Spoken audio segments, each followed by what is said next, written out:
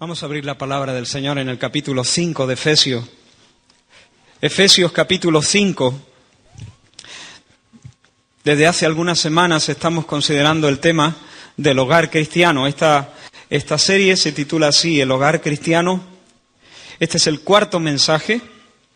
Comenzamos dando una introducción, un llamado a la sabiduría para construir el hogar. Luego hablamos sobre el misterio del matrimonio. La semana pasada comenzamos un bloque que se llama El orden de Dios en el hogar, y el primero de los mensajes de ese bloque fue una palabra a las esposas. Y en esta mañana vamos a estar considerando el rol, el papel del esposo. Efesios 5, versículo 21. En adelante, dice la palabra del Señor: someteos unos a otros en el temor de Dios. Las casadas estén sujetas a sus propios maridos como al Señor, porque el marido es cabeza de la mujer, así como Cristo es cabeza de la Iglesia, la cual es su cuerpo y Él es su Salvador. Así que, como la Iglesia está sujeta a Cristo, así también las casadas lo estén a sus maridos en todo. Maridos, amad a vuestras mujeres, así como Cristo amó a la Iglesia y se entregó a sí mismo por ella, para santificarla, habiéndola purificado en el lavamiento del agua por la palabra, a fin de presentársela a sí mismo, una Iglesia gloriosa que no tuviese mancha, ni arruga, ni cosa semejante, sino que fuese santa y sin mancha. Así también los maridos deben amar a sus mujeres como a sus mismos cuerpos. El que ama a su mujer, a sí mismo se ama. Porque nadie aborreció jamás a su propia carne, sino que la sustenta y la cuida, como también Cristo a la Iglesia. Porque somos miembros de su cuerpo, de su carne y de su hueso. Por esto dejará el hombre a su padre y a su madre, y se unirá a su mujer, y los dos serán una sola carne. Grande es este misterio, mas yo digo esto respecto de Cristo y de la Iglesia. Por lo demás, cada uno de vosotros ame también a su mujer como a sí mismo, y la mujer respete a su marido. Vamos a dejar ahí la lectura. Tal vez algunas personas aquí están esperando la parte cuando hablemos de los hijos, la relación de los padres y los hijos y la educación de los hijos, etcétera.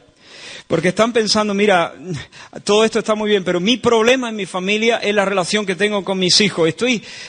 Con gusto me saltaría esta primera parte para llegar a ese punto, porque eso es lo que realmente me interesa. Te equivocas. La vida de la familia, la dinámica de la familia es un todo, no está parcelada la vida en el hogar. La relación en el matrimonio, entender el misterio del matrimonio, tiene todo que ver con la educación de los hijos y la relación filial y la relación paternal. Así que no tengas prisa. Es fundamental que estas cosas entren en nuestros corazones y como la levadura vayan haciendo silenciosamente su trabajo y vayan transformando nuestra manera de pensar y vayan derribando fortalezas, llevando cautivo todo pensamiento a la obediencia a Cristo, de tal manera que nuestra cosmovisión pueda ser bíblica y nuestra familia, nuestro hogar se pueda desarrollar según la voluntad del Señor. Así que no tengas prisa. Hasta ahora hemos visto principalmente estas cosas. Os las voy a recordar de una manera muy rápida. Vimos dos verdades fundamentales, las dos verdades fundamentales del matrimonio. La primera, el matrimonio es la obra de Dios.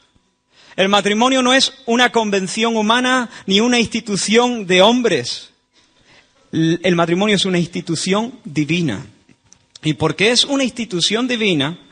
Porque es diseño de Dios, porque Dios lo ha hecho, porque Dios es el que une al hombre, al esposo y a la esposa. Dios los une, lo que Dios ha unido. Porque Dios es el que bendice con su palabra la institución que Él ha diseñado. el matrimonio, ningún hombre tiene prerrogativa para separar, para destruir lo que el Señor ha unido. Los hombres pueden disolver sus asociaciones. Los hombres pueden romper sus clubes. Pero el matrimonio no. Porque no es la obra de los hombres. Es la obra de Dios. La segunda cosa que dijimos acerca del matrimonio es que el matrimonio es para la gloria de Dios. Está diseñado por Dios para mostrar delante del mundo y delante de los ángeles la gloria de la relación entre Cristo y la Iglesia. El matrimonio existe porque existe Cristo y la Iglesia. Cristo y la Iglesia son el modelo. Y Dios trae un tipo, una sombra, una parábola viviente de lo que es su relación, la relación de Cristo y de la Iglesia, el matrimonio. El matrimonio es de Él porque se origina en Dios. El matrimonio es por Él porque Él con su palabra lo ejecuta, lo forma, lo crea. Y el matrimonio es para Él porque está diseñado para darle la gloria, mostrando la belleza de una relación de pacto basada en el amor, en la gracia. De Él, por Él y para Él. Estar casado no es simplemente, nos queremos, estamos enamorados y nos hemos... No, estar casado es tener sobre los hombros un llamado divino. Lo que estuvimos viendo la semana pasada fue el orden de Dios para las esposas en el contexto del hogar. Vimos el significado de sumisión, se trata de un término militar. Es colocarse, que conlleva la idea de subordinarse, colocarse bajo el rango de autoridad correspondiente. Establecimos que la sumisión no tiene nada que ver con la inferioridad. Es más, en el ejemplo de Cristo vimos la gloria de la sumisión. Vimos a Cristo sujeto al Padre y vimos a Cristo sujeto a sus padres terrenales. Por supuesto, Jesús no era inferior a María ni a José. La sumisión no tiene nada que ver con la inferioridad. Establecimos también que por causa del temor de Dios, cada persona debe someterse a las autoridades que Dios ha puesto. En este caso, la esposa debe someterse voluntariamente al esposo. ¿Por qué? Porque Dios lo ha puesto como autoridad, como cabeza en el hogar. Y voluntariamente, por causa de su temor al Señor, ella se sujeta a su esposo. El fundamento de esta sumisión es el diseño divino. No es que el hombre sea más capaz, de hecho muchas veces no lo es. No es que el hombre sea más fuerte, no es que la sociedad, no. Diseño divino. Antes de la entrada del pecado, Dios establece que en esa relación que va a reflejar la gloria de la relación entre Cristo y la Iglesia, el hombre representará a Cristo, la mujer, la esposa, representará a la Iglesia. ¿Por qué? Hermano, Dios lo quiso así. Dios lo diseñó así. Mañana todos seremos esposas. Mi papel eterno será de sujeción al Cristo. Pero ahora, en este lapsus de tiempo, Dios me llama a mí, por diseño divino, porque en su prerrogativa Él lo hizo así, a representar a Cristo y por lo tanto ejercer un liderazgo amoroso. Eso lo vamos a ver hoy. La esencia misma de la sumisión, vimos la semana pasada, incluye dos cosas fundamentales, imprescindibles: obediencia y honra. La sumisión, dijimos, es una actitud interna de respeto a las autoridades establecidas. Actitud interna de respeto que se manifiesta externamente en obediencia. Sin honra no hay sumisión. Si hay obediencia sin honra, no es sumisión. Si yo obedezco por temor, Eso no es sumisión bíblica. La sumisión bíblica es una actitud interna de honra, de dar honor, de dar respeto, que se manifiesta externamente en obediencia. La motivación más alta para la esposa al sujetarse a su esposo es honrar a Cristo. Se sujeta a su esposo como al Señor.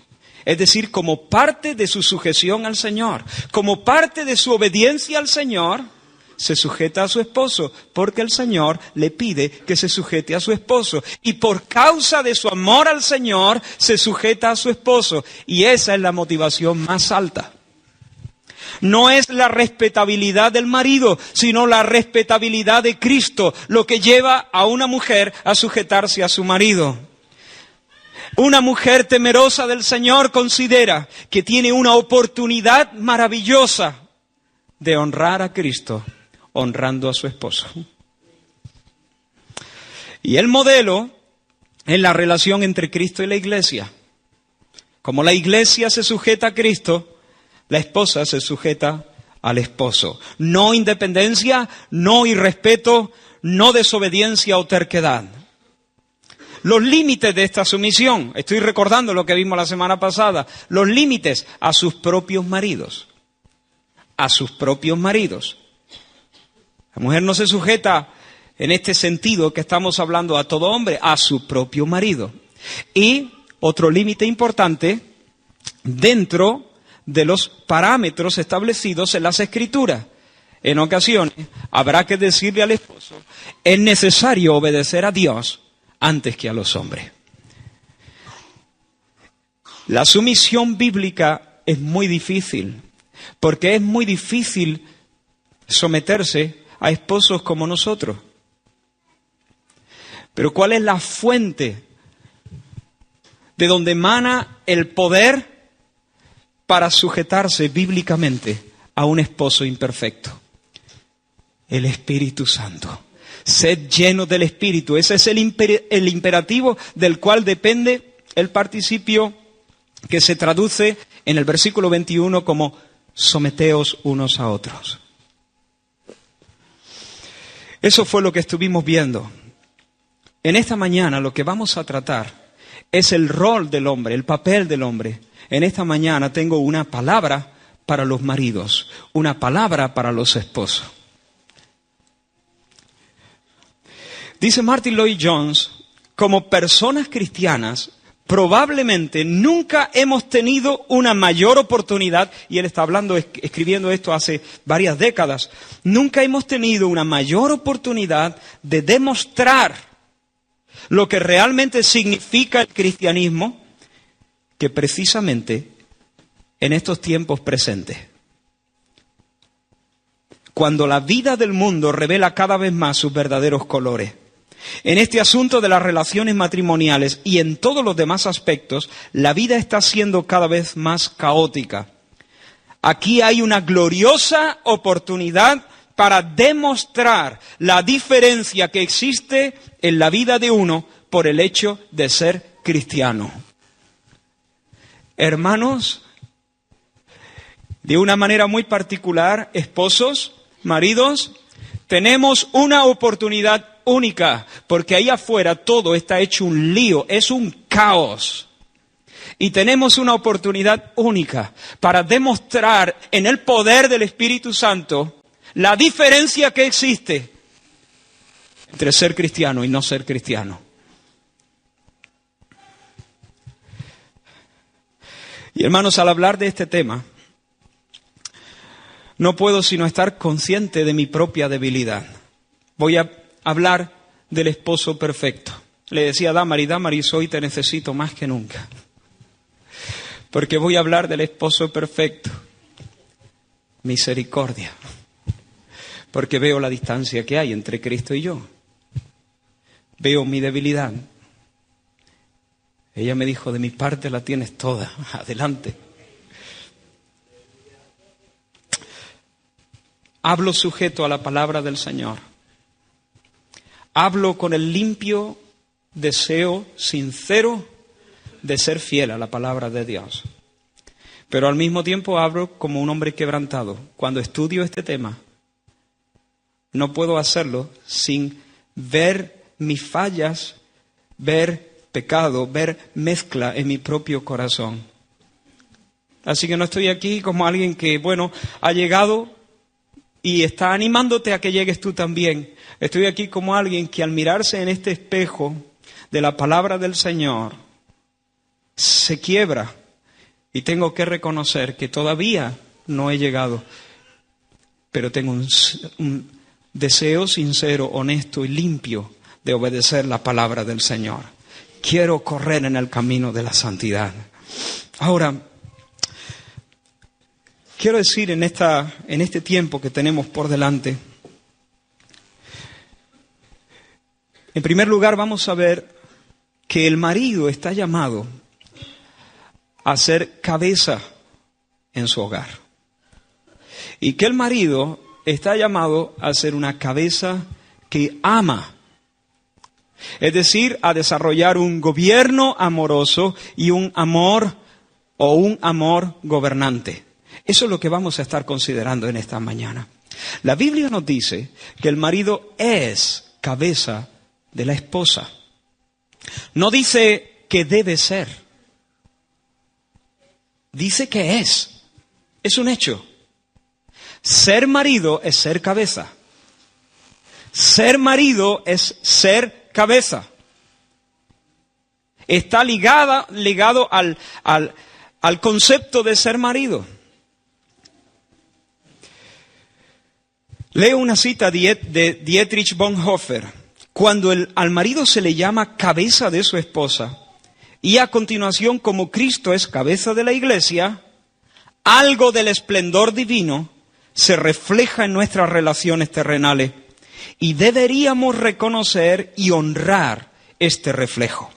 La dignidad que aquí se le atribuye al hombre no radica en las capacidades o cualidades de su obra, sino en el cargo que se le confiere por su matrimonio. La esposa debería ver a su esposo revestido de esta dignidad. Eso ya lo vimos la semana pasada. Sigue la cita. Pero para él es una responsabilidad suprema. Hay una dignidad basada en el cargo de ser esposo, el cargo de ser cabeza. Y esa dignidad debe ser honrada por la esposa. Eso ya lo vimos. Pero para el esposo, esto significa llevar sobre los hombros una suprema responsabilidad.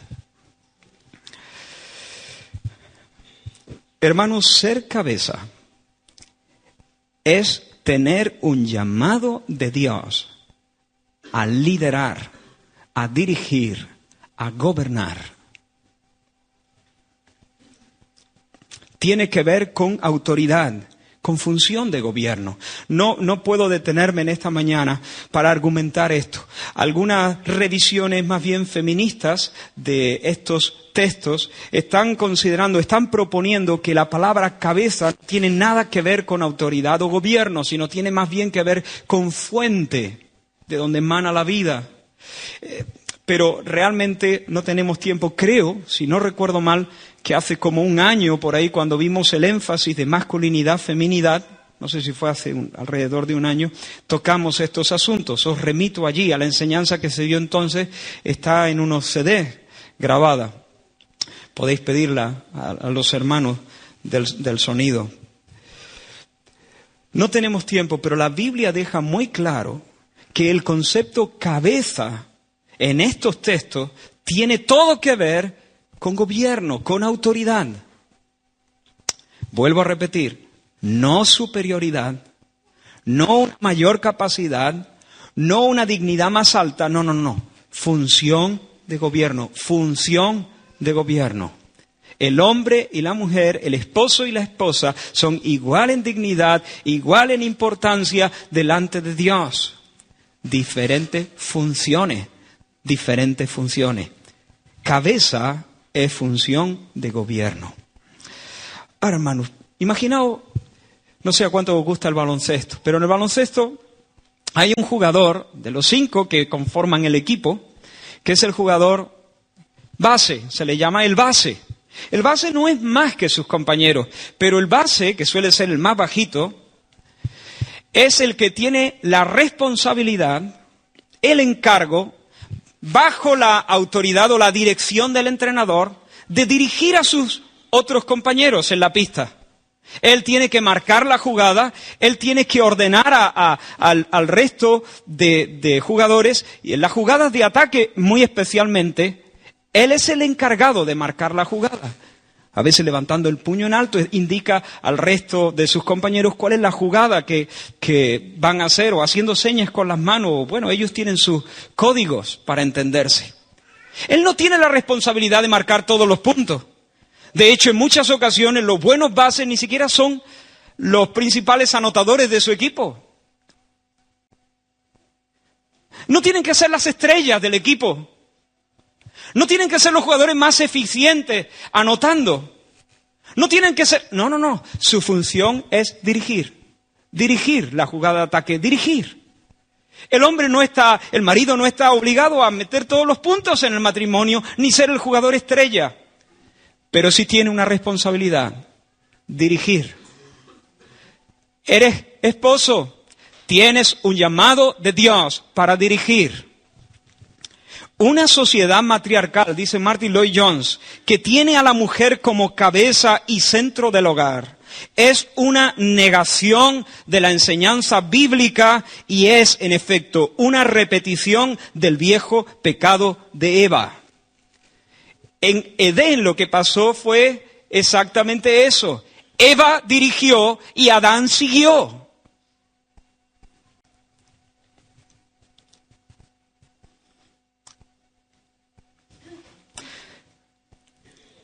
Hermanos, esposos, tenemos un llamado de Dios a dirigir.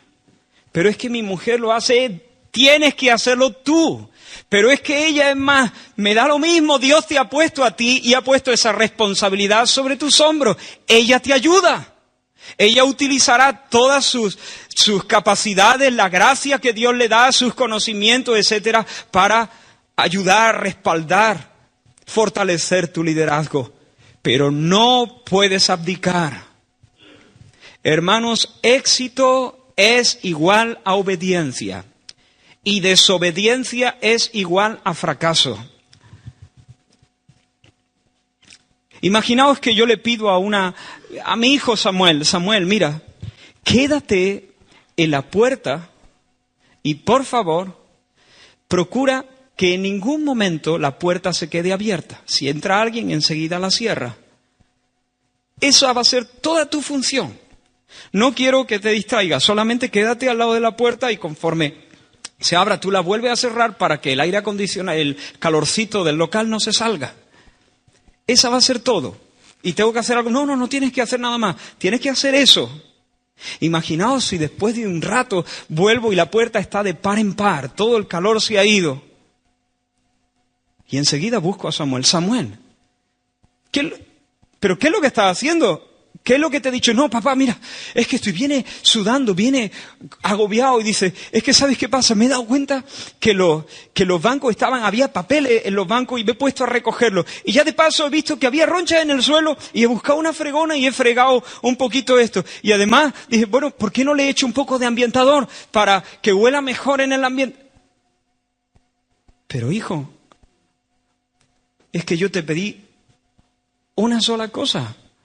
Ya, papá, pero ¿sabes qué? Es que he visto varias cosas y entonces no he parado, No he parado, he estado todo el rato haciendo cosas. Yo no quería que hicieras cosas, yo quería que hicieras una cosa. Hermanos, éxito en la vida cristiana es obediencia. Una cosa o dos cosas. Éxito no es ser grande en muchos lugares. Éxito no es estar en todos sitios. Éxito es hacer aquello que Dios te dice que hagas. Punto.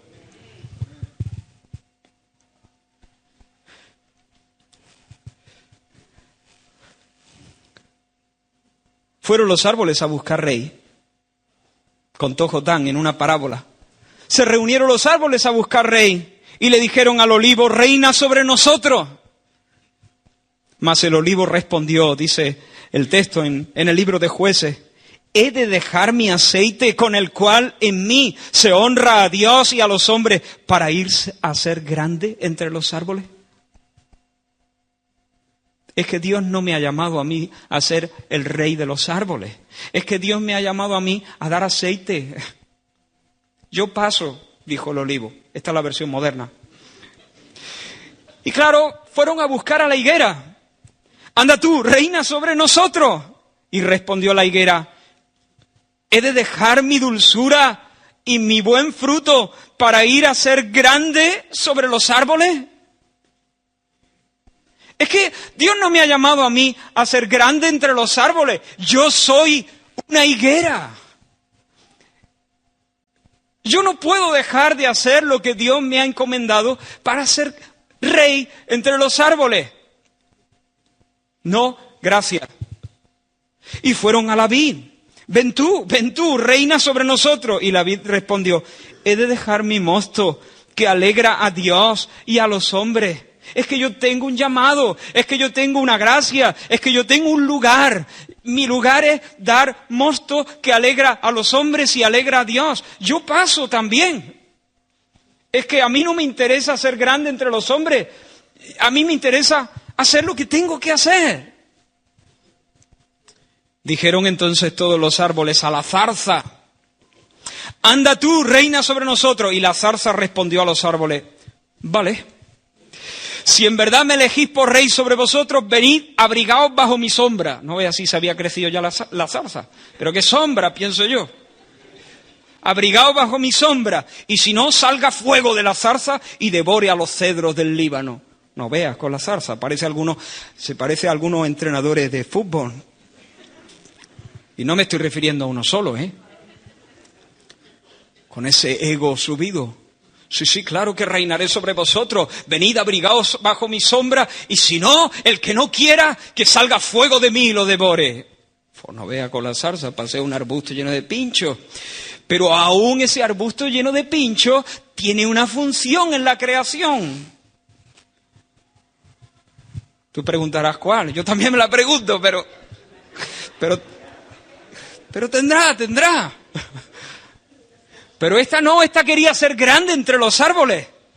Grande entre los árboles. Esposos, Dios nos ha llamado a gobernar en nuestro hogar. Dios nos ha llamado a hacer una función, liderar en nuestro hogar. ¿Dejaremos de hacerlo para ser grandes entre los hombres? Nehemías fue convocado por Sanbalat y Gesem, dos personas muy importantes. Y le dijeron, reunámonos en alguna de las aldeas del campo de Ono. ¿Sabes lo que les dijo Nehemías? Un hombre de Dios. Bueno, no les dijo nada, les envió mensajeros. ¿Lo pilla? Les envió mensajeros, ni siquiera perdió el tiempo para ir a ellos. Les envié mensajeros diciendo, yo hago una gran obra. Y no puedo ir, porque cesaría la obra dejándola yo para ir a vosotros. Yo hago una gran obra y no puedo ir porque la obra cesaría si me paro a estar con vosotros en el campo de Ono. Y enviaron a mí con el mismo asunto hasta 4 veces. Y yo les respondí de la misma manera. Yo hago una gran obra. Esposos, desistamos de querer ser grandes entre los hombres. No es nuestro llamado. Dios no te ha llamado a ser grande entre los hombres. Dios te ha llamado a ser esposo.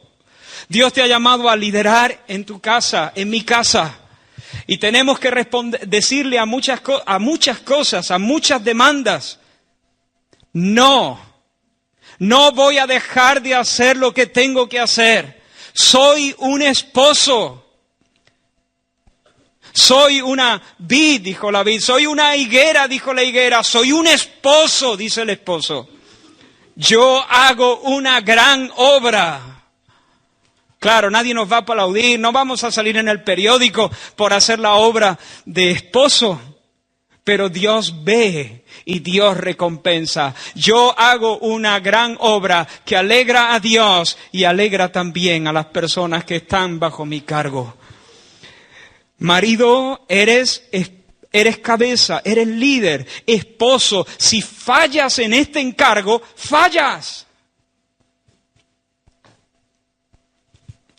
Si no sirves en medio de tu hogar ejerciendo un liderazgo responsable, no sirves.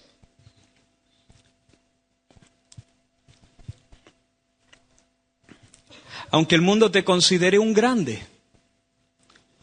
Marido, eres cabeza. ¿Lidera o desobedece?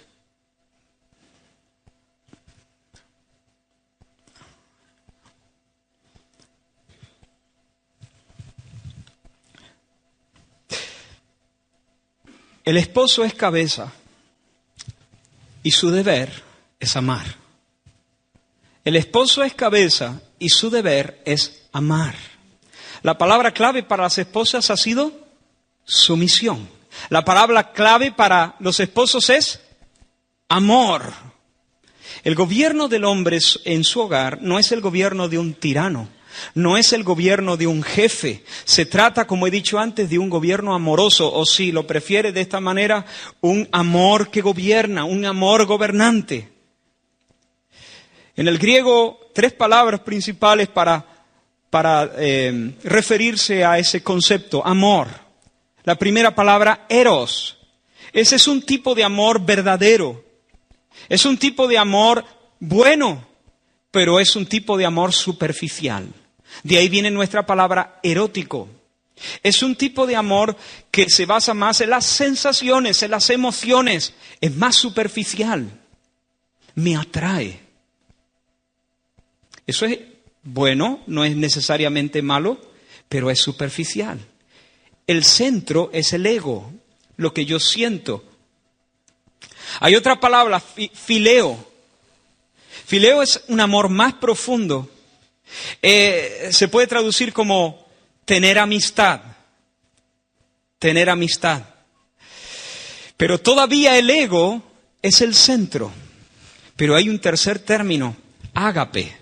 Ágape es un amor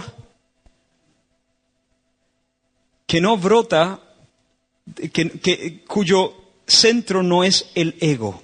Es un amor que no está concentrado en recibir, sino en dar, en darse de hecho.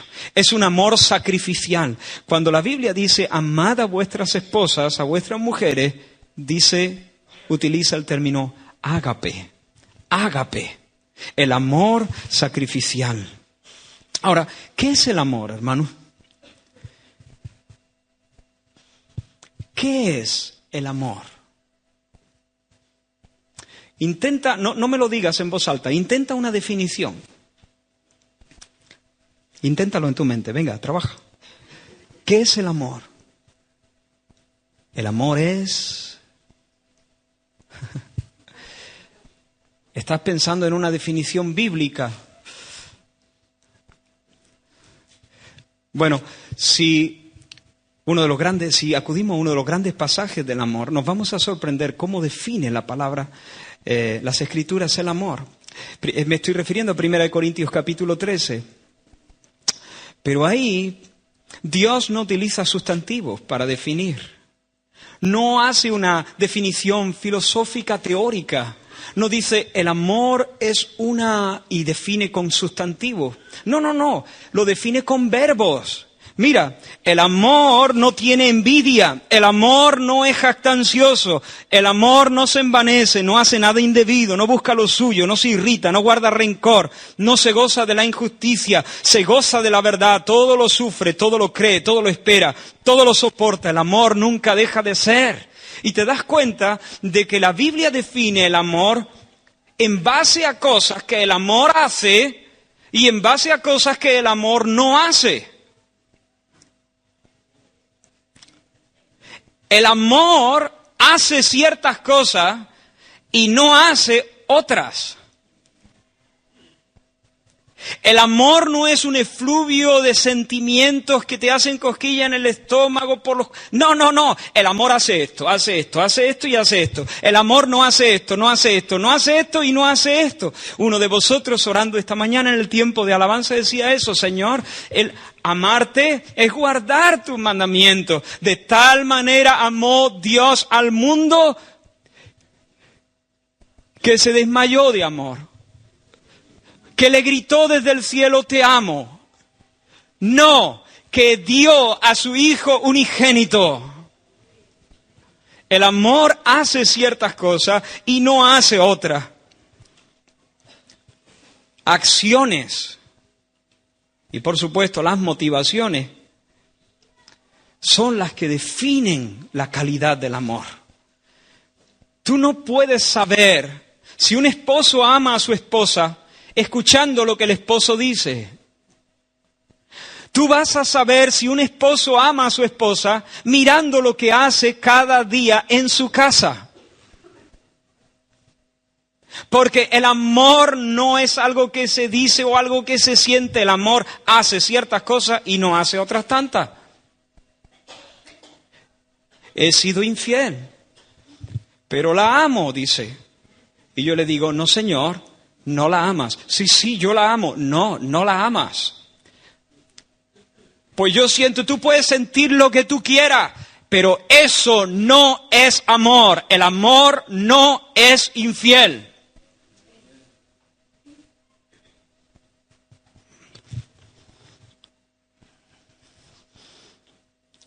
O yo le hablo con desprecio, pero no, tú no lo amas, porque el amor no hace nada indebido. El amor hace ciertas cosas y no hace ciertas cosas.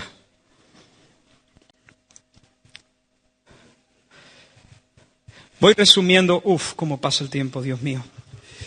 Voy resumiendo. Hemos visto que el esposo está llamado a ser cabeza. Ser cabeza es dirigir. Si no dirigimos de forma responsable, pecamos contra Dios.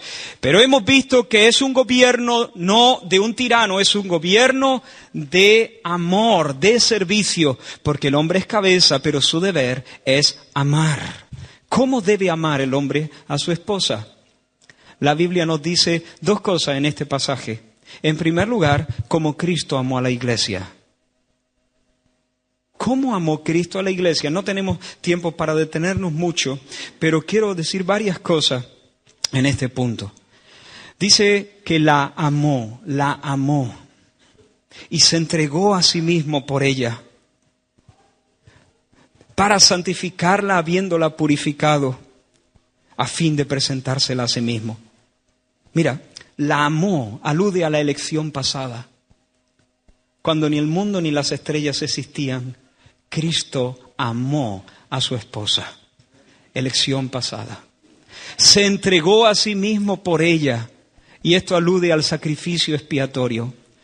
Yo pequé y fueron sus manos las que fueron taladradas. Eso es amor. Elección pasada, el sacrificio en la cruz. Y dice, habiéndola purificado por la palabra, por el lavamiento del agua, por la palabra. Esto alude a la justificación, al acto inicial de perdón de pecados. Para santificarla, esto alude al propósito de la redención y habla de ese proceso de hacer santa y perfeccionar en carácter, en conducta, por el poder del Espíritu Santo, por la obra del Espíritu Santo, a su esposa. Mira, la escoge, muere en la cruz por su esposa, le perdona todos los pecados, limpiándola para siempre de culpa. En un proceso de amor la limpia y la adorna y la perfecciona y la aparta. y finalmente se la entrega a sí mismo, a fin de presentársela a sí mismo. Y eso habla de la glorificación. Elección pasada, muerte expiatoria en la cruz, justificación de los pecados, santificación y glorificación. Es un amor completo, cabal, que abarca todo. Así Cristo ha amado a la iglesia. Ahora, cuando la Biblia nos dice como Cristo amó a la iglesia, no se está refiriendo a que nosotros podamos amar a nuestras esposas en el mismo nivel en que Cristo ama a la iglesia. No podemos alcanzar ese nivel. Tampoco se está refiriendo la palabra a que debamos redimir a nuestras esposas y morir de manera expiatoria por ellas. Por supuesto, no. Pero sí se está refiriendo. ¿Alguien me puede hacer el favor de cerrar esa puerta? Lo siento, me distraigo con mucha facilidad. Sí se está refiriendo a que nosotros podemos amar a nuestras esposas y debemos amar a nuestras esposas con el mismo tipo de amor que Cristo amó a su iglesia. No el mismo nivel, no. No de un amor redentor, que tengamos que morir en la cruz por nuestras esposas, ni mucho menos, pero sí la misma clase de amor con que Cristo amó a la iglesia. Y permitidme resaltar rápidamente varias características del amor de Cristo. Nosotros, esposos, somos llamados a amar de esta manera. Amor incondicional. En este texto vemos un amor incondicional. ¿Dónde lo veo yo? Porque mira, hermanos, Cristo toma una esposa con el fin de hacerla suya y su propósito es santificarla. ¿Qué me dice a mí eso? Que si necesita ser santificada, ¿en qué condición está la iglesia cuando Cristo la toma? No está limpia, no está perfecta. Cristo no toma una iglesia santa. Cristo toma una esposa sucia para hacerla perfecta. Cristo no toma la iglesia porque era santa y sin mancha. Cristo toma la iglesia para hacerla santa y sin mancha. Cristo no amó a la iglesia. Te voy a amar si te limpia y te quita esa arruga. No, Cristo la amó estando como estaba y se comprometió a hacerla limpia y sin arruga. Un amor incondicional. Cristo no es como Asuero. Cuando Asuero quiso escoger esposa, hizo un casting. Llamó a las doncellas más hermosas de la región. Tú no, muy alta, muy delgada, muy baja, muy gordita. No me gusta. Oh, no, esta no tiene mucho cerebro, no. No. Cristo no hizo eso, no hizo un casting. Cristo fue y tomó una esposa que estaba mal. En tu sangre te encontré, dice Dios a Israel. Como una ramera tirada, así te hallé, y te amé, y te levanté, y te adorné, y te puse joyas. Amor incondicional. Hermano, tú estabas sucio cuando Él te amó. Estabas sucio cuando Él te amó. Yo también. Hermanos, maridos,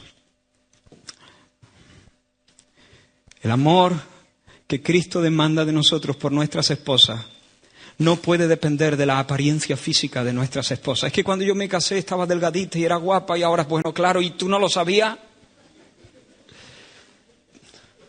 Eso no es una excusa, para que las mujeres se abandonen como el campo del perezoso. Pero esposo, en el nombre del Señor, si tu amor depende de que ella responda a tus requerimientos, de que su carácter nunca se vuelva agrio, de que se mantenga con la figura que tenía cuando fue al altar. Si tu amor depende de eso, es un amor muy superficial y no es para nada el amor que Dios demanda de ti, el amor ágape incondicional. Ágape es incondicional. Y los caracteres cambian y a veces las heridas de la vida hacen que el carácter se agríe y de repente el hombre se distancia de su esposa. ¿Sabes qué? Dios te llama hoy a amar de forma incondicional, sea que tu esposa sea más dulce o sea que sea más amarga que antes, sea que esté más guapa o sea que los años la hayan devastado, sea que esté sana o sea que siempre esté enferma. Un amor incondicional. Y si ese no es nuestro amor, debemos arrepentirnos delante del Señor. Estamos fallando a nuestro llamado. Segunda cosa, un amor sacrificial. Dice, se entregó a sí mismo por ella. Se entregó a sí mismo por ella.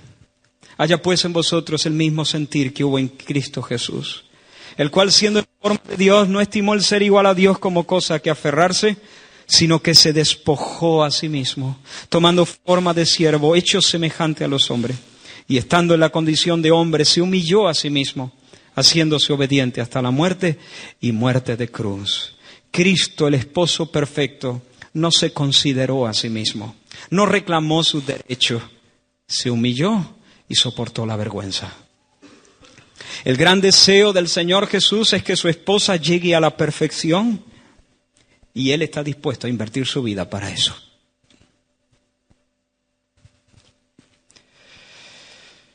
El amor de Cristo no está controlado en recibir de su esposa. El amor de Cristo está controlado por darse a su esposa.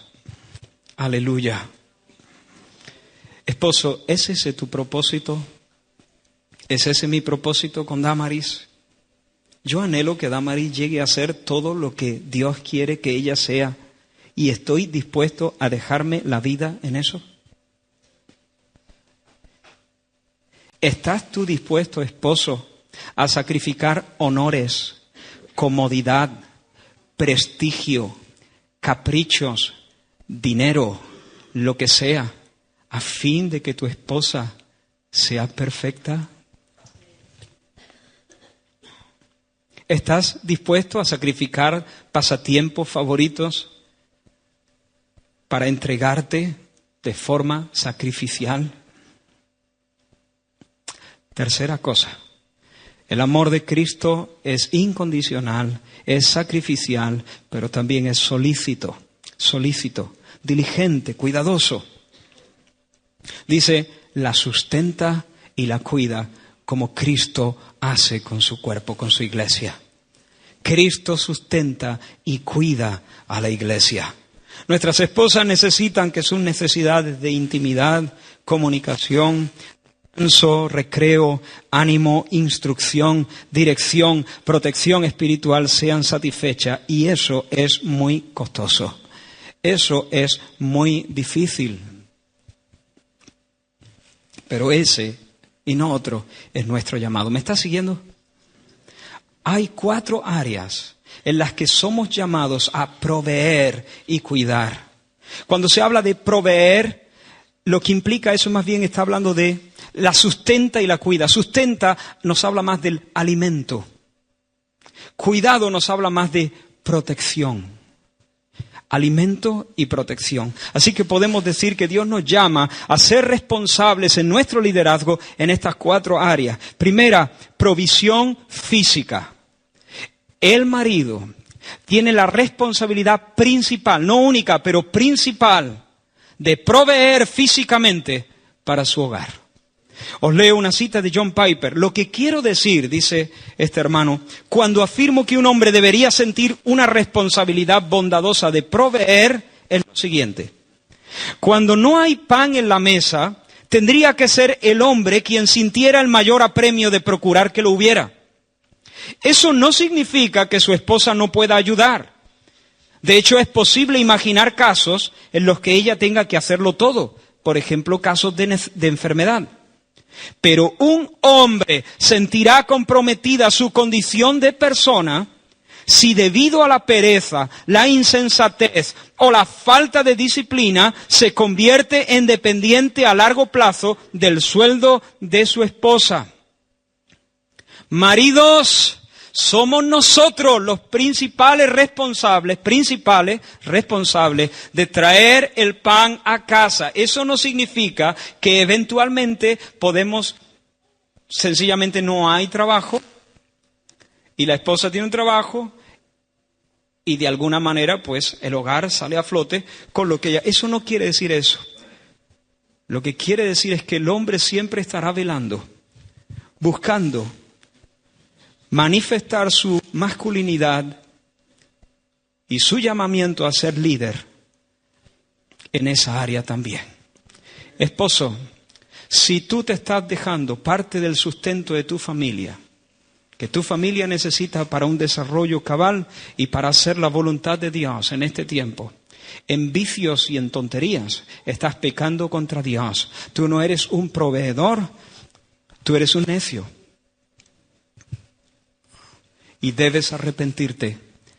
Esposo, si estás cómodo con lo que gana tu esposa y estás haciendo el vago en la casa, tú no eres un proveedor, tú eres un necio.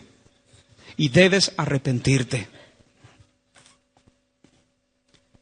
Hermano, si tú estás buscando diligentemente trabajo, pero no lo encuentras, no te sientas mal. Si el dinero que entra a través de tu esposa, eso no hay problema. Pero tú sabes que es tu responsabilidad principal entrar el pan en la casa. Segunda área, provisión espiritual. Provisión física, material, provisión espiritual. El hombre, y atención aquí hermanos, por favor, el hombre es llamado a asumir liderazgo espiritual en el hogar. El hombre es llamado a asumir liderazgo espiritual en el hogar. Esposo, tú eres el que tienes que tomar la iniciativa. Tú eres el que tienes que tomar a tu familia y decir, vamos a adorar al Señor en el día del Señor. Tú. No tu esposa. Tú eres el que tienes que reunir a la familia en torno a la mesa y decir, vamos a orar. Tú. No tu esposa. Tu esposa te ayuda. Tu esposa respalda. Tu esposa te suple cuando tú no estás. Pero tú tienes que tomar la iniciativa. Si no lo haces, estás desobedeciendo el llamado, no mío, de Dios sobre tu alma, sobre tu vida. Tú tienes que tomar la iniciativa. Tú eres el que tienes que estar trayendo el alimento espiritual a tu casa, la instrucción a tu esposa, la instrucción a los hijos. Tú eres el que debes dar instrucción espiritual. En lugar de quejarte del carácter de tu esposa, en lugar de decir, mi esposa con lo amable que era se ha vuelto como una especie de ogro. Bien, ¿y qué estás haciendo tú? Vienes delante del Señor, Señor, mi esposa se ha vuelto un ogro. Y Dios te dice, tu esposa se ha vuelto un ogro. Señor, mi esposa, te lo estoy diciendo, se ha vuelto un ogro. Y Dios le está diciendo, te dice, sí, tu esposa se ha vuelto un ogro. Pues eso, Señor, ya ves que mi esposa se ha vuelto un ogro. Cabezón, tu esposa se ha vuelto un ogro. ¿Qué vas a hacer tú? Tú tienes la Biblia, tú tienes el Espíritu Santo, tú eres el líder. ¿Qué estás haciendo tú para instruir, para enseñar, para dirigir a tu esposa?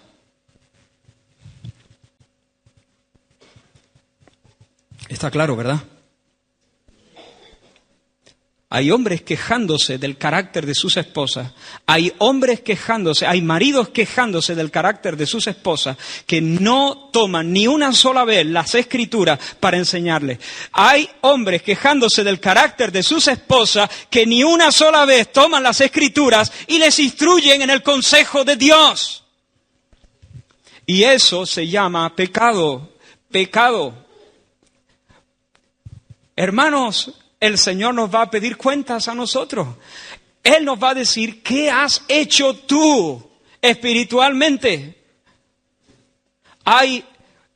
Bueno, eso lo dejaremos iba a decir otra cosa, pero lo vamos a dejar para algunas predicaciones adelante.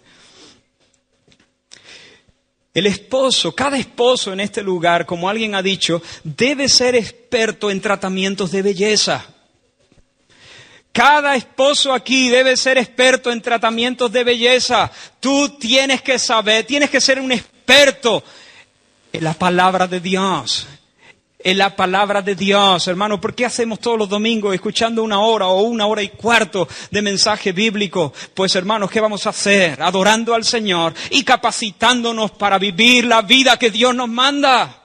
¿Sabes que hay gente que si no tienen un cargo en la iglesia piensan que no se les da ministerio? ¿Tú quieres ministerio, hombre? ¿Tú tienes ministerio, esposo?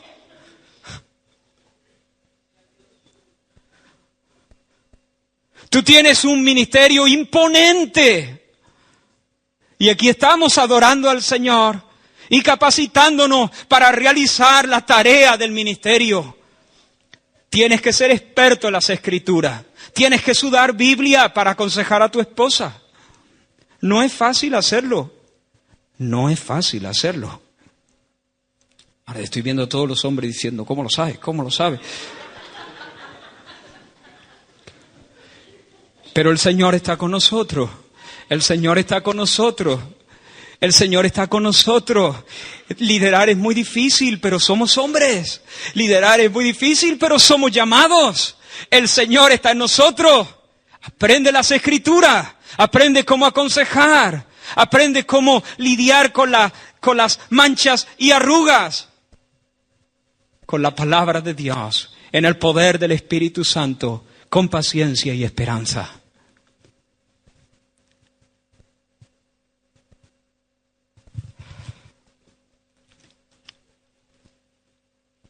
Esposo, tú eres el responsable de que tu esposa avance y madure espiritualmente.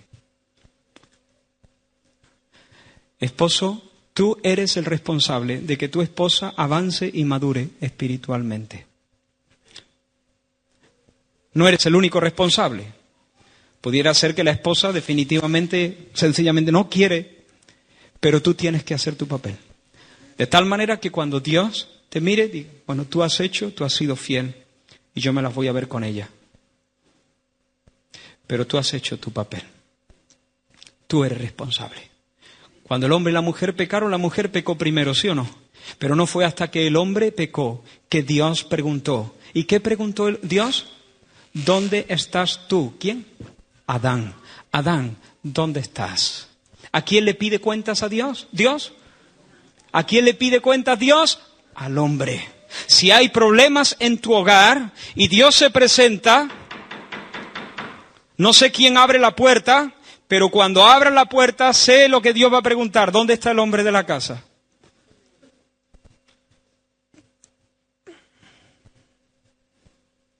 Eso es lo que Dios va a preguntar.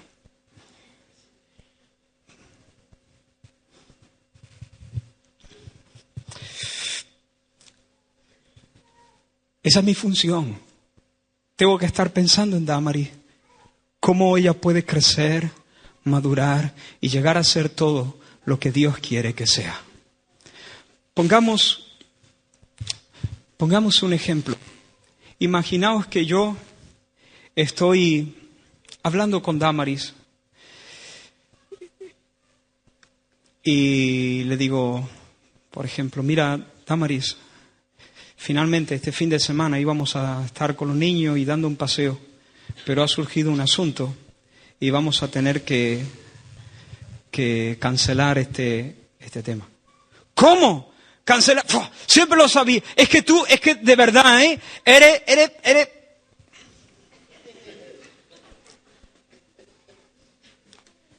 ¿Soy qué? ¿Soy qué? Venga, dilo, ¿soy qué? ¿Soy qué? Es que no se puede, es que tú no entiendes que... Oh, ahí ya se ha armado. Bueno, gracias a Dios nosotros no nos hablamos así, pero pongamos que eso se da. eso ya tiene difícil arreglo. Eso ya es después de 2 días, con la cara larga. Ahora, una persona que tiene esta visión, ¿qué hace? Mira, Damaris, no vamos a poder ir porque ha surgido un asunto. Es que no se puede porque... Y habla con irrespeto, alzando la voz y faltando al respeto que le debe a la posición en la que yo estoy. No a mi dignidad, a la posición en la que Dios me coloca. ¿Qué hago yo como marido? En ese momento, mi preocupación principal no es el fin de semana, no es el paseo por el bulevar, no es la discusión que estamos... En ese momento, mi preocupación principal es que Damaris está pecando contra Dios. Y se está ensuciando con el pecado. ¿Qué hago? Me las apaño para dejar de lado la discusión esta. Esto se convierte en un problema secundario. Que si vamos a salir o que si no vamos a salir, que si cancelas tú o que si cancelo yo, que eso se convierte en un problema secundario. Ese ya no es el tema para mí. El tema para mí es que hay una persona que ha sido puesta bajo mi responsabilidad, de la cual debo responder y está pecando. Y todo mi enfoque no es ganarle la discusión y que al final hagamos lo que yo quiero. Todo mi enfoque es que ahora hay un pecado y como responsable del hogar yo tengo que, con la palabra del Señor, en el Espíritu de Cristo, con amor, con paciencia, tengo que solucionar ese asunto. Y del otro ya hablaremos. ¿Me explico o no? No es la discusión la que me importa el alma de ella. Provisión física, provisión espiritual. ¿Cuánto tiempo llevo, Rafa? 61. ¿Aguantáis unos minutitos más? Bien. Bueno, tanto no. Ha sido, bueno, luego lo digo para que... Sí. Esposo, estás llamado al sacrificio. Estás llamado a darte. Estás llamado a conocer las Escrituras. Estás llamado a vivir en oración. Estás llamado a ser lleno del Espíritu Santo. Porque esto es muy difícil. Para la carne imposible. Para el hombre natural totalmente extraño. Esto se vive solamente dependiendo del Señor, como el pámpano de la vid. Esposo, quizá tú has venido y hasta el día de hoy tú nunca has tomado la iniciativa espiritual en tu casa. Tú nunca has reunido a tu familia y has abierto las Escrituras. Tu esposa lo hace mejor que tú, fenomenal, te puede ayudar. Pero tú vas a tomar la iniciativa en el nombre del Señor. Tú vas a tomar la iniciativa con la ayuda del Señor. Y sabes que Dios te va a ayudar y Dios va a sonreír. Dios va a sonreír y Dios te va a ayudar. Esa es tu función. Reto a todos los hombres de esta congregación, a todos los esposos, a que en esta semana que viene, por lo menos una vez a la semana, hay algunos que ya lo están haciendo, pero hay otros que no lo han hecho nunca, por lo menos una vez reúne a tu familia o a tu esposa para abrir las Escrituras y orar. Una vez, por lo menos, en esta semana. Por favor, si alguien lo hace y encuentra que Dios lo bendice, ven y dímelo. Me va a gustar escucharlo. Israel, lo hice. Me costó un montón. Tenía un montón de vergüenza. Luché un montón. Lo dejé para las 12:45 de la noche. Pero lo hice. Lo hice, Israel. Fueron 5 minutos. Pero lo hice, Israel. Dímelo, por favor. Tercera área, protección física. Protección física. Eso significa, hermano, que si viene el butano y hay que subir una bombona, la subo yo. Aunque mi esposa sea levantadora de pesas. Cuando vaya por el cuarto ya reventado y ya no pueda subir ni un escalón más, que me ayude. Pero hasta que yo no esté reventado, ella no coge la bombona. O si no, mi hombría se va a ver comprometida.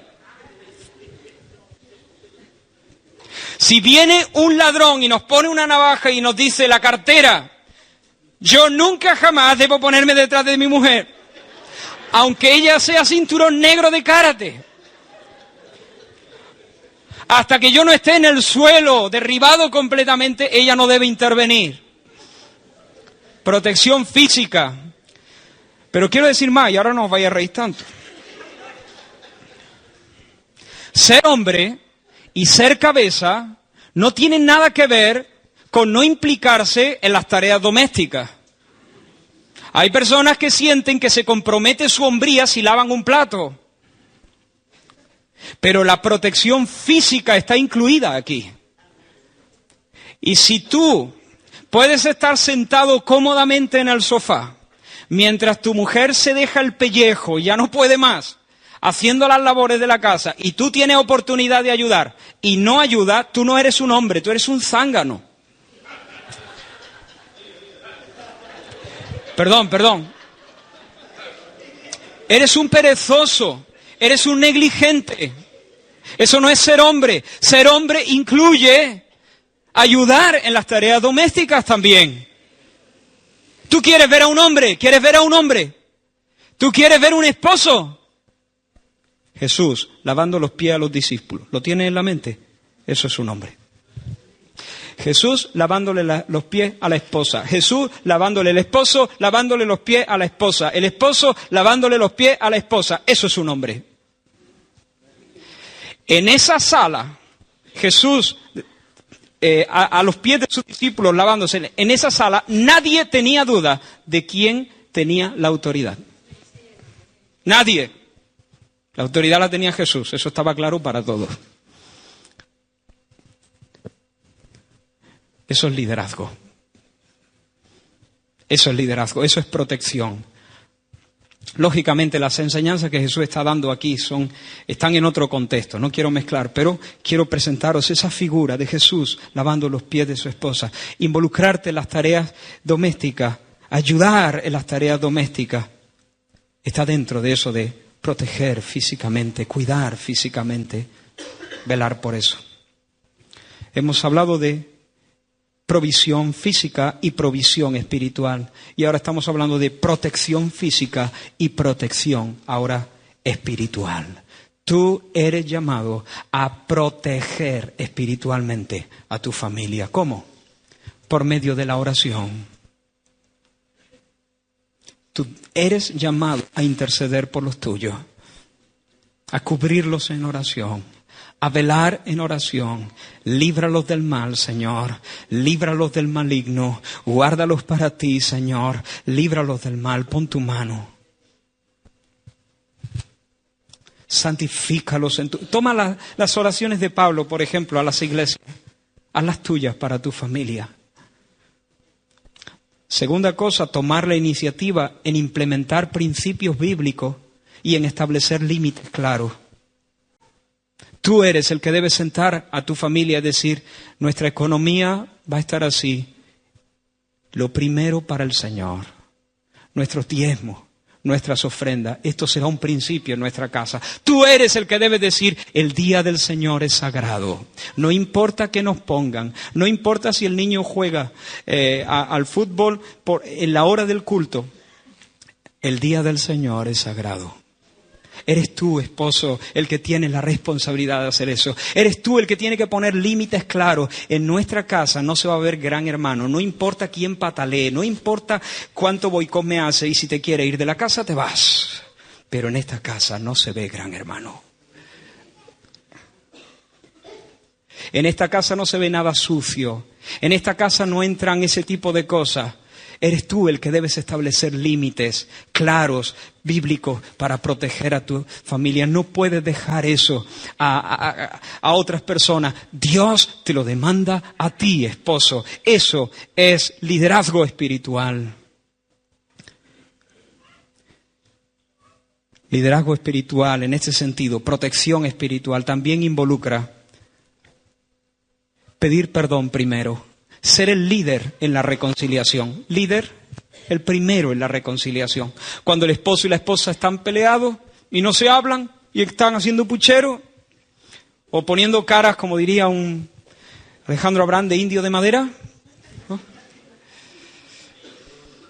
Es el hombre el líder, ¿no? Bueno, pues es el hombre el que tiene que ir a buscar a la mujer y decir, ¿podemos hablar? He conocido hombres que han estado más de un mes sin hablarle a sus esposas. Más de un mes.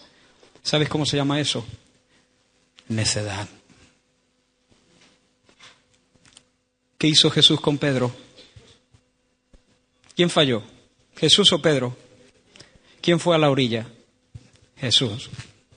¿Quién inició la conversación? Jesús. ¿Quién le preparó el desayuno? ¿A quién? Jesús le preparó el desayuno a Pedro. Eso es un hombre. Eso es liderazgo. Así que estás llamado a cuidar, a proveer físicamente, a proveer espiritualmente, a proteger físicamente y a proteger espiritualmente. El amor de Cristo es un amor incondicional. El amor de Cristo es un amor sacrificial. El amor de Cristo es un amor solícito que cuida en estas 4 áreas. Y el amor de Cristo es un amor permanente, a fin de presentársela a sí mismo. Y eso habla de la glorificación. Jesús no nos va a dejar en la mitad del camino. Jesús no nos va a abandonar. Jesús es fiel. Su amor es permanente. Se unirá a su mujer. Los dos serán una sola carne. Permanencia. Nada lo va a romper. Bendito sea el nombre del Señor. Tengo un tercer punto que no lo voy a dar. Solamente dejadme acabar con una breve palabra a las esposas. Ser cabeza es el llamado divino del esposo para asumir la responsabilidad principal del liderazgo amoroso de servicio, protección y provisión en el hogar, como Cristo lo hace. Ser líder es muy difícil.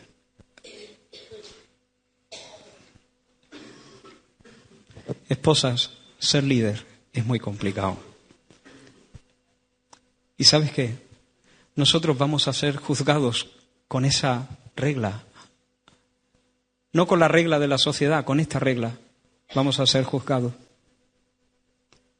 Orad por nosotros. Orad por nosotros.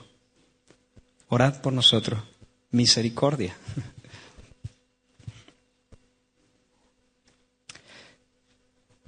Que ninguna esposa salga de aquí. La semana pasada se lo dije a los esposos, hoy se lo digo a las esposas. Ninguna esposa salga de aquí diciendo, ¿ha escuchado? ¿Ha escuchado? ¿Te lo dije? ¿No? ¿Te lo dije o no te lo dije? ¿Te lo dije? ¿Te lo dije o no te lo dije? Si yo lo decía. No, primero no hables tan rápido, que agobia. Segundo,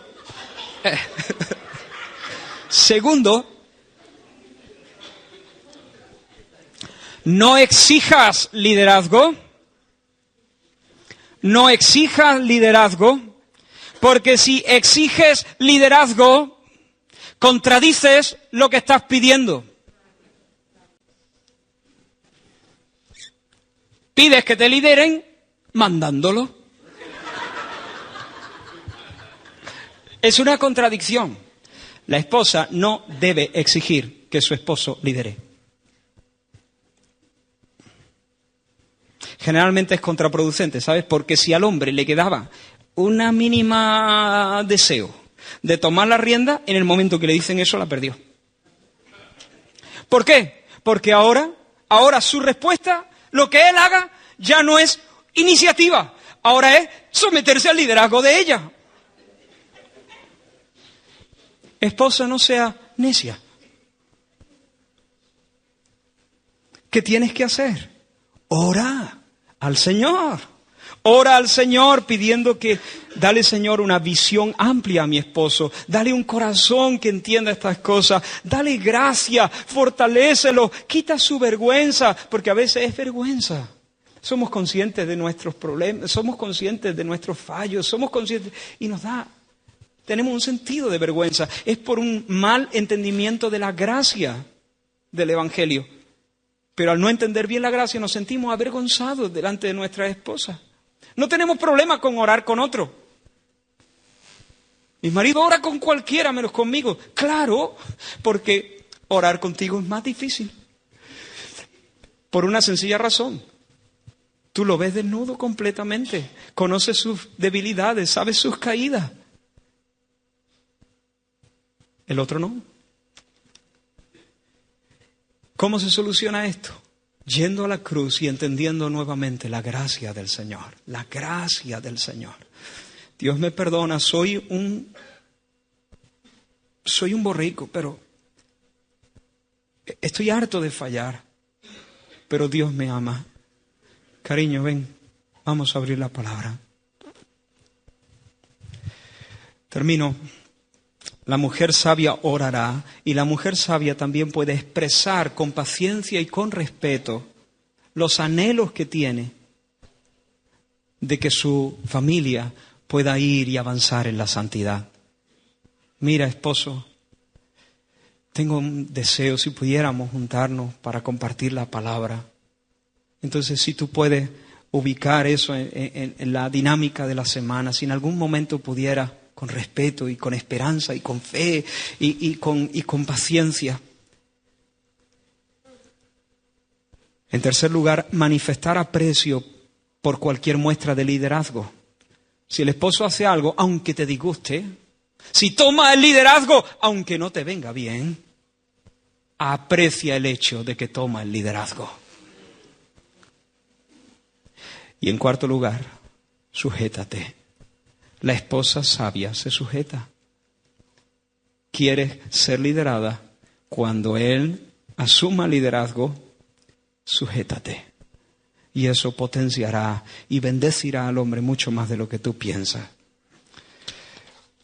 Termino haciendo un llamado, hermanos. Yo creo que hemos corrido bastante. No sé si hemos podido atinar en todos los puntos. Pero no quiero dejar este lugar sin hacerte un llamado de parte del Señor. Si a ti te pasa lo mismo que a mí, tú tienes que estar ahora mismo muy consciente de que no das la talla cuando te mides con la regla de Cristo. Tienes que estar consciente de que hay mucha mezcla. A veces egoísmo, pereza, falta de entendimiento, necedad. Yo te llamo en este día a que tú puedas arrepentirte de eso, confesarlo delante del Señor, decir: Señor, tú me has dado un llamado y he vivido como si no lo tuviera, Y encima me he quejado de mi esposa, de su carácter, y no he abierto la Biblia para tratar con las manchas y las arrugas. Señor, he faltado en este punto, pero con todo mi corazón quiero ponerme de pie, Señor. Creo que tú eres fiel para perdonar mi pecado, y creo que tú eres fiel para limpiarme de maldad, y creo que tú eres fiel para llenarme de gracia y que yo pueda ser un esposo según tu corazón.